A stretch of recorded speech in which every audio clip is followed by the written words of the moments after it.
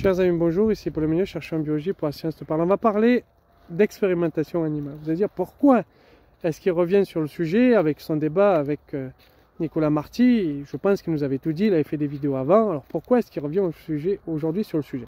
Si vous n'avez pas vu le débat avec Nicolas Marty, qui est un antispéciste et porte-parole de One Voice, je vous le mets en description, comme ça vous pourrez le voir. Pourquoi revenir? Eh bien parce qu'il y a eu un amendement sur la loi finance, donc l'amendement est sorti il n'y a pas longtemps, et il va y avoir à partir du 1er janvier 2025 une taxe de 50 € par animal utilisé en recherche. Et, chose importante, pour l'éducation. Alors de quoi on parle? On va revenir sur les chiffres. Les chiffres, c'est qu'en France, il y a entre 2,2 millions et 4 millions d'animaux utilisés dans la recherche et l'éducation. L'éducation représente 1,7% des animaux totaux utilisés. Et l'éducation. Donc on parle essentiellement de souris, de rats, de lapins, un petit peu de chiens et quelques singes. C'est essentiellement de ça dont on parle. Les cochons, on les utilise notamment pour tout ce qui est pansement, etc., pour tout ce qui est chirurgie. Mais on parle essentiellement de rats, de souris et de lapins. Le reste reste un peu plus à la marge. Alors pourquoi 2,2 millions et 4 millions d'animaux? Pourquoi cette différence de chiffres? 2,2 millions, c'est le chiffre du ministère de l'enseignement supérieur de la recherche. 4 millions, c'est le chiffre des associations. La différence vient du génotypage, c'est-à-dire qu'à jour 12, on fait le génotypage de l'animal. S'il ne correspond pas à ce que l'on cherche, on le sacrifie. Donc ce ne sont pas des animaux utilisés directement dans la recherche, ce sont des animaux sacrifiés parce qu'ils ne sont pas nés, on va dire, correctement. Donc la différence, c'est de 1,8 million. Ces associations qui ont mesuré ça. Le ministère, donc directement utilisé dans la recherche ou l'enseignement, c'est 2,2 millions. Donc je pense que les taxes se feront sur ces 2,2 millions, que l'on va arrondir pour simplifier le calcul à 2 millions. Au niveau de ces animaux, vous avez environ 25% utilisés pour la toxicologie, études de toxicologie, donc tout ce qui est anatomopathologie, c'est-à-dire qu'on va tester des médicaments nouveaux ou des dispositifs médicaux, on va revenir dans la vidéo, nouveaux sur ces animaux, et puis on va voir s'il n'y a pas des lésions au niveau des tissus, etc. Et puis on va pouvoir passer ensuite, donc ça c'est les phases de préclinique, on va pouvoir passer ensuite en clinique, à le volontaire sain, etc. On a déjà fait des vidéos sur la clinique, donc vous connaissez les phases. Mais il y a aussi 25% qui sont utilisés plus fondamentalement pour la recherche de leads initialement, d'accord?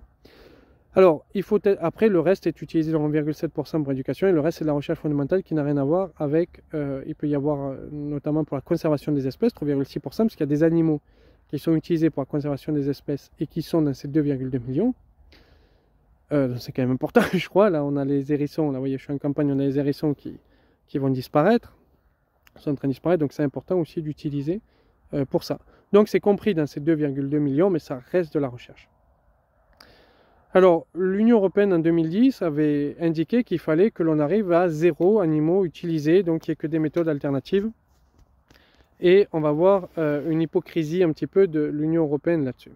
Et donc les députés français nous disent, et ce qui est vrai, la France est un des plus mauvais élèves de l'Union européenne, donc il faut taxer. Alors, ce qui est vrai, c'est ça, parce que la France est un des plus mauvais élèves de l'Union européenne, donc ils ont eu l'idée de taxer les animaux en disant, voilà, si on taxe les animaux utilisés, eh bien on va développer un peu plus facilement les méthodes alternatives. Alors pourquoi ce raisonnement ne tient pas? Premièrement, c'est que 0 animaux utilisés, c'est absolument impossible. Pourquoi? Eh bien parce qu'il y a 25% utilisés en toxicologie, or c'est réglementaire d'utiliser en toxicologie.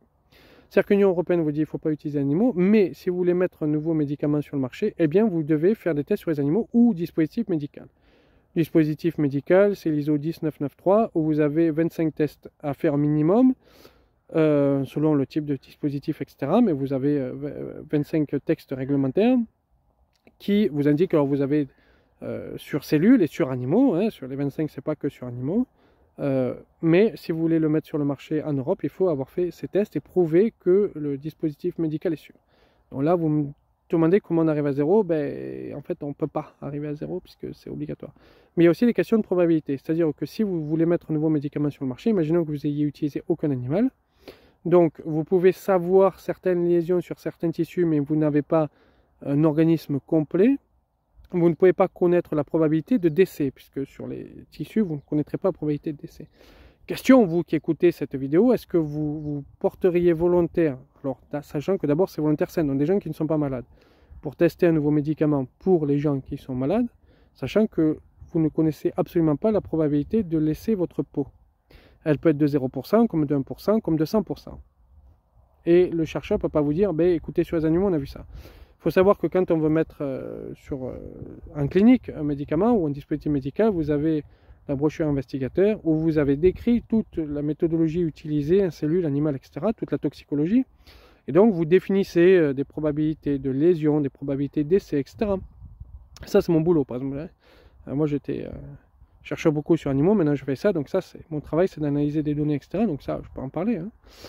Et à partir de là, vous allez en clinique. Donc, il n'y a aucune entreprise clinique, des CRO ou des hôpitaux qui feront des tests cliniques s'ils ne connaissent pas la probabilité que le patient laisse sa peau. Et vous, tant que patient, ben, vous ne le ferez pas.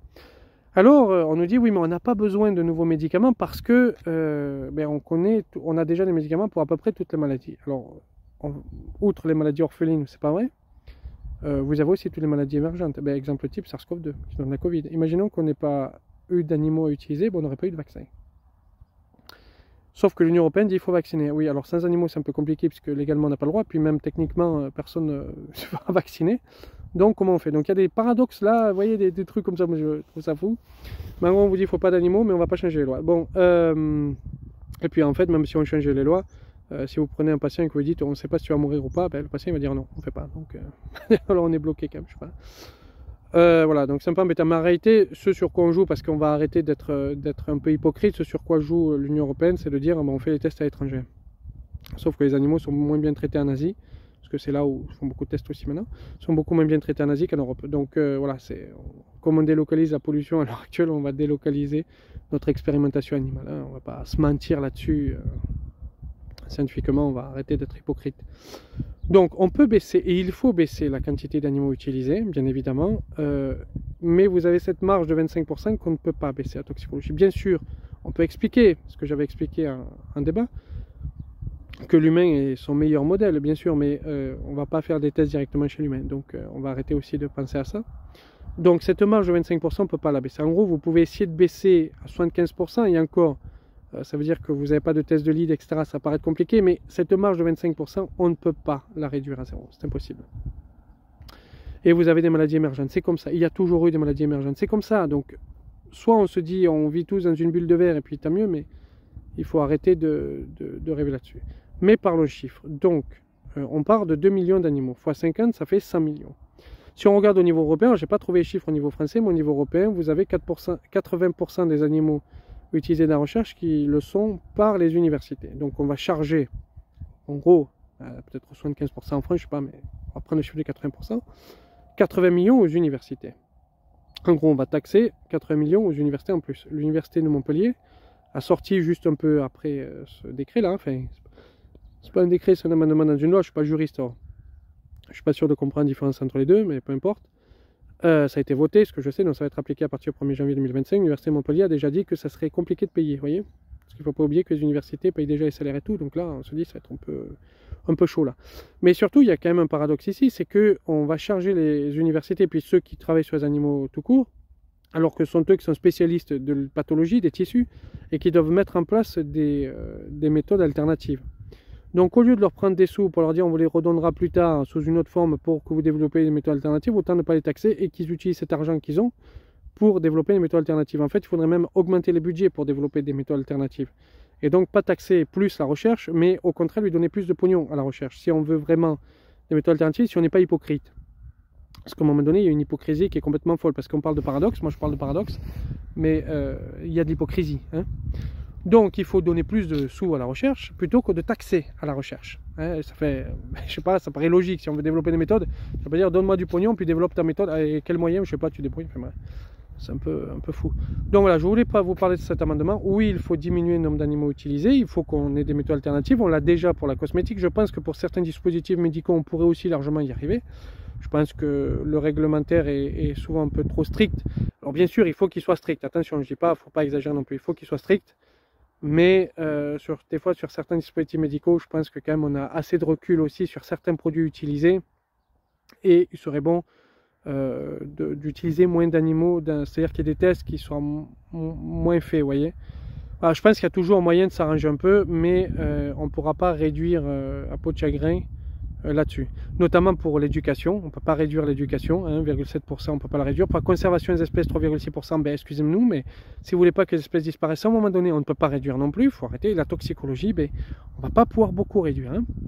Donc vous avez déjà une trentaine de pourcents qui vont être difficilement... Alors si vous prenez 2 millions, 30%, ça fait quand même 600 000 animaux en gros, 700 000 si vous prenez 2 millions 2 en gros. Ben, ces 700 000 là utilisés en France, on ne va pas pouvoir les rendre à zéro. Ça va être compliqué de les rendre à zéro. Donc voilà, il faut bien voir ça. C'est que oui, on peut réduire, oui, il y a des méthodes alternatives. La cosmétique, par exemple, on a. Je pense que sur certains dispositifs médicaux, on pourrait. Sur les médicaments, je pense qu'il vaut mieux pas. Sur les vaccins, je pense qu'il vaut mieux pas. Voilà, après, c'est le risque qu'on veut prendre. C'est-à-dire que moins on utilisera d'animaux, plus il y aura du risque pour l'humain. Ça dépend de ce qu'on veut.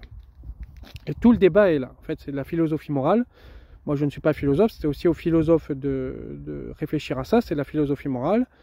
On avait beaucoup parlé avec Nicolas Marty, c'est très intéressant. Les antispécistes ne sont pas des espèces d'abrutis qui comprennent rien, ce sont des gens qui comprennent très bien le sujet et qui se placent dans la philosophie morale que je trouve très intéressant, mais qui n'est pas mon sujet à moi parce que j'ai du mal à la comprendre si vous voulez. Moi je me place en tant que chercheur, donc je vous fais la vidéo en tant que chercheur, n'est-ce pas? Donc vous avez le son de cloche d'un chercheur, vous n'avez pas le son de cloche de tout le monde. Il faut être clair quand vous écoutez mes vidéos d'où je parle. Mais voilà, pour la toxicologie, on a ça, est-ce qu'on prend le risque plus pour l'humain, etc. Bon. Voilà, je vous remercie de m'avoir écouté, j'espère que vous allez partager la vidéo parce que je crois que le sujet est important et très peu de gens en parlent, n'est-ce pas? Donc je pense qu'il faut quand même en parler.